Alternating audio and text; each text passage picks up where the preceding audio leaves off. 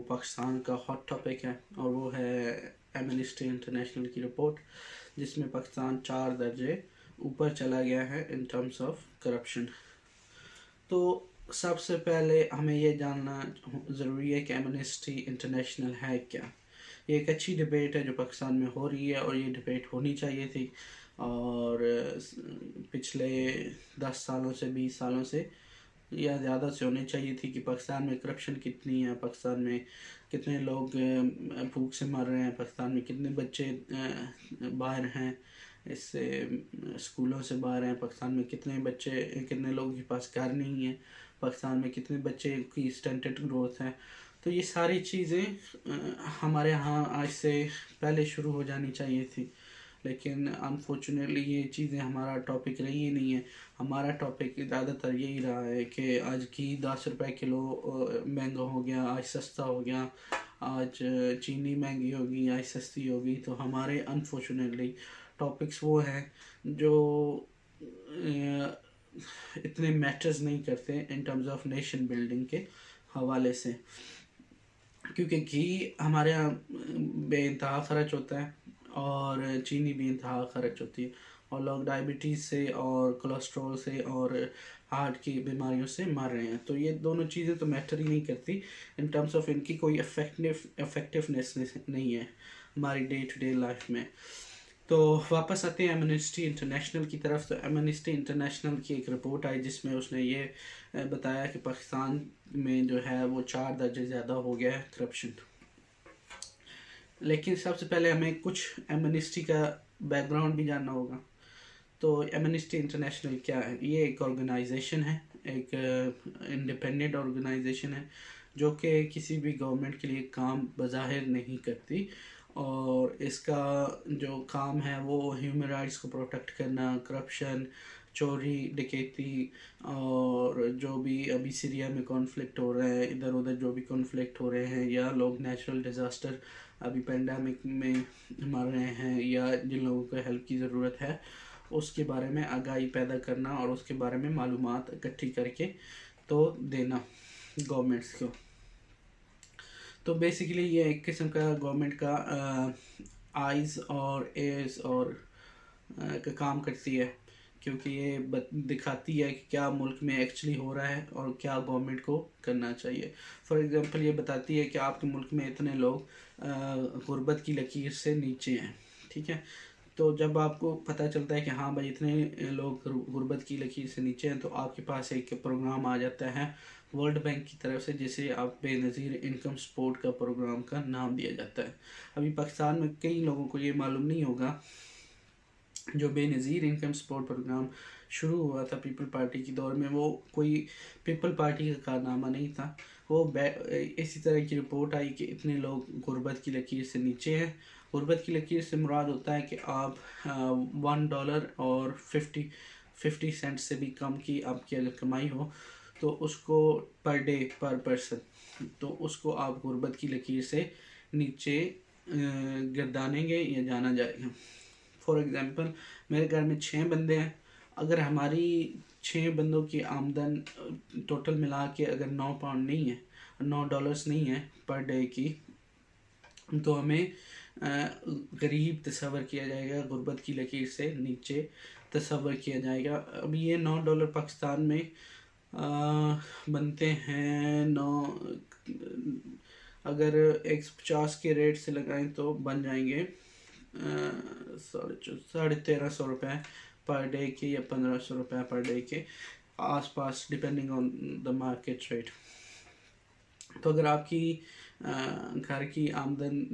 Per day की 1500 रुपये से कम है, तो वो कहेंगे कि आप गुर्बत की लकीर से नीचे में ज़िंदगी गुजार रहे हैं। तो ये इस तरह के फैक्ट्स एंड फिगर ये इकट्ठे करते हैं और गवर्नमेंट्स को देते हैं, वर्ल्ड ऑर्गेनाइजेशन को देते हैं, NGOs को देते हैं, और फिर वो आपकी या तो मदद करते हैं या गवर्नमेंट्स दूसरी आपको मदद करती हैं, UK, USA, ये लोग फिर आपको फंड्स वगैरह, एड्स वगैरह भेजते हैं ताकि आप लोगों को अपलिफ्ट कर सको गुर्बत की लकीर से। या अगर आपके यहाँ बीमारी चल रही है, फॉर एग्ज़ाम्पल अफ्रीका में एक वायरस फैल गया था आज से 2 साल पहले, तो जैसे ही उसकी इतला आई, फिर वो उन्होंने अंदाज़ा लगाया कि कितने बंदे हैं, कितने बंदों को वायरस हुआ है, और उसके हिसाब से उन्होंने फिर एड भेजी, मेडिकल इक्विपमेंट भेजे, ये वो, ताकि उनकी हेल्प की जा सके। तो एमनेस्टी इंटरनेशनल और ह्यूमन राइट्स की वायलेशन, अगर कहीं पे किसी का कत्ल हो रहा है, फॉर एग्ज़ाम्पल अभी ये पिछले दिनों, आज से यस्टरडे और बिफोर डे यस्टरडे, 1-2 दिन पहले इंडोनेशिया में एक बंदे को 40 चाबुक मारे गए पब्लिक में, एज अ पनिशमेंट के तौर पे। तो ये अभी उसको उठाया हुआ था, इन्होंने हाईलाइट कर रहे थे कि उसके साथ जुल्म हुआ है, ये है वो है। इंडोनेशियन गवर्नमेंट को ये अपना लॉ ख़त्म करना चाहिए, और लॉ ख़त्म करना चाहिए, और ऐसे जुराइम की सज़ा भी ख़त्म करनी चाहिए जो उसका जुर्म था। इस तरह की ये चीज़ों की आवाज़ उठाते हैं। तो ये बेसिकली एमनेस्टी इंटरनेशनल करती है, ये जमा करती है स्टेटिस्टिक, और स्टेटिस्टिक पे डिस्ट्रीब्यूट करती है अपनी वेबसाइट के थ्रू, अपनी ईमेल्स के थ्रू, और अपनी रिपोर्ट्स के थ्रू। तो अभी जो इंटरनेशनल की रिपोर्ट्स आई, तो उसमें काफ़ी सारे लोगों ने ये नहीं पढ़ा कि इंटरनेट उस रिपोर्ट में क्या लिखा है। तो उसमें जो एशिया पैसिफिक था, उसको 49 मार्क्स मिले आउट ऑफ 100, यानी कि जो पूरा एशिया में आती हैं कंट्रीज़ आती हैं, जिसमें India, Pakistan, Sri Lanka, Australia, New Zealand, Singapore, Japan, Korea, north Korea, ये सारी तकरीबन 28 के करीब, 30 के करीब कंट्रीज़ बनती हैं, छोटी बड़ी मिला के। तो उन्होंने 100 में से 49 नंबर लिए ऑल टुगेदर, यानी कि करप्शन हर जगह पे मौजूद है। लेकिन इस साल क्या हुआ कि अफ़गानिस्तान ने अपनी रैंकिंग में 14% बेहतरी लाई, इसी तरह कंबोडिया ने भी अपनी रैंकिंग में बेहतरी लाई। तो हमें ये याद रखना होगा कि ये जो स्टेटिस्टिक इकट्ठे करते हैं, वो ये सारे कंट्रीज़ को कंपेयर कर रहे होते हैं ईच अदर से। तो फॉर एग्ज़ाम्पल, अगर मेरे पिछले साल 120 नंबर आए थे, और अफ़गानिस्तान के आए थे 140, तो इस साल क्योंकि अफ़गानिस्तान के ने भी अच्छे नंबर ले लिए, 14% अपनी रैंकिंग ऊपर कर ली, और कंबोडिया ने भी, और कुछ और कंट्रीज़ ने भी 1-2% ऊपर कर ली। तो वो क्या होगा कि वो, क्योंकि उनकी अभी ये कंपटीशन क्लोज हो जाएगा, वो अपनी रैंकिंग बेहतर कर रहे होंगे, तो आपकी रैंकिंग नीचे जा रही होगी। इवन दो कि अगर करप्शन नहीं भी बढ़ी, तो फिर भी आपकी रैंकिंग नीचे आ जाएगी। ये बिल्कुल जिस तरह पाकिस्तान की आईसीसी टेस्ट रैंकिंग में होता है, या 2020 की रैंकिंग में, आप देखते हो बाज़ औक़ात एक टीम नंबर 1 पे है, उसने कोई मैच नहीं खेला या हारा, लेकिन क्योंकि नीचे वाली टीमें अपने मैच जीत रही हैं कंसिस्टेंसी से, तो वो क्या होता है कि एक टाइम आता है कि वो अपना उनसे ऊपर चली जाती है, क्योंकि वो बेहतरी ला रही होती है, अपनी जो रैंकिंग में होती है, अपने जो मैचेस होते हैं वो जीत रहे होते हैं, तो वो ऊपर आ जाते हैं। लेकिन इसका हरगिज़ ये मतलब नहीं होता कि आप बुरा खेल रहे हो या आप अपने मैचेस नहीं जीत रहे, क्योंकि जैसे ही आप ऊपर पहुंचते हो, तो उससे क्या होता है कि आपकी रैंकिंग एक जगह पे हो जाती है, मजबूत हो जाती है। उसको कायम रखने के लिए आपको क्या होता है कि आपको और ज़्यादा कोशिश करनी होती है। अगर फॉर एग्ज़ाम्पल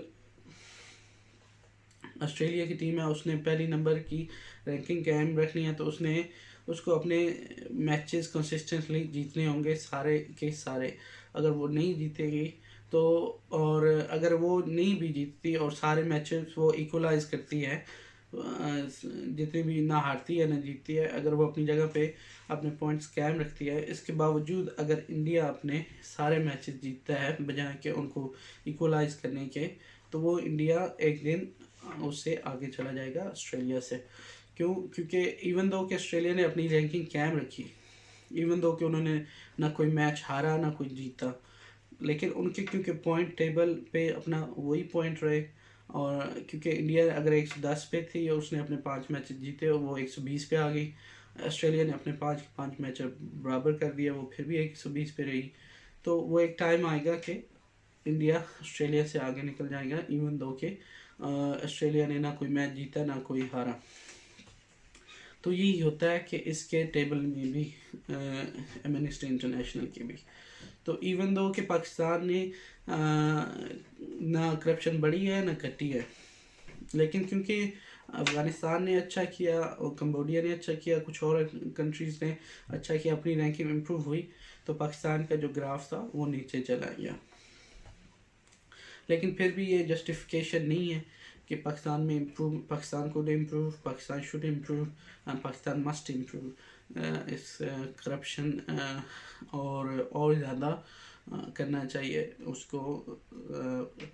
लेना चाहिए, और ज़्यादा उस पर एक्शन लेना चाहिए, और ज़्यादा नई पॉलिसीज़ लानी चाहिए, और ज़्यादा अपने सिस्टम को ट्रांसपेरेंट बनाना चाहिए इस करप्शन को रोकने के लिए और करप्शन को ख़ात्मा करने के लिए। लेकिन कुछ चीज़ें होती हैं, फॉर एग्ज़ाम्पल इन यूके जो हमारे यहाँ करप्शन साबित होंगी। अगर हमने पाकिस्तान में, मैं गया था एक दफ़ा पासपोर्ट बनवाने, अभी पाकिस्तान में पासपोर्ट बनवाने की क्यू लगी हुई थी, पैसे दिए, आगे आप चले गए। तो यही चीज़ अगर आपने यूके में करनी है, आपको वो पहले ही सिस्टम दे देते हैं कि अगर आपने फास्ट सर्विस लेनी है पासपोर्ट के लिए, आप हमें 20 नहीं 30 पाउंड दो, हम आपको वही चीज़ जो आपको 10 दिनों में बना के देनी है 4 दिनों में बना के दे देंगे। तो कुछ चीज़ें ऐसी होती हैं जो करप्शन के ज़ुमरे में आ जाती हैं, लेकिन क्योंकि इधर वो उनको लीगलाइज किया हुआ है तो वो उस करप्शन के ज़ुमरे में नहीं आती। इसी तरह मैं आपको एक और एग्जांपल देता हूँ कि पाकिस्तान में अल्कोहल जो होती है, शराब जो होती है वो है, उस पर बैन है, कुछ होटल्स वगैरह को उसका लाइसेंस मिला हुआ है, लेकिन वही चीज़ इधर सब होटल्स वगैरह को अलाउ है। तो अभी क्या होता है, पाकिस्तान में एक ब्लैक मार्केट चल रही है शराब वगैरह की, जो लोगों को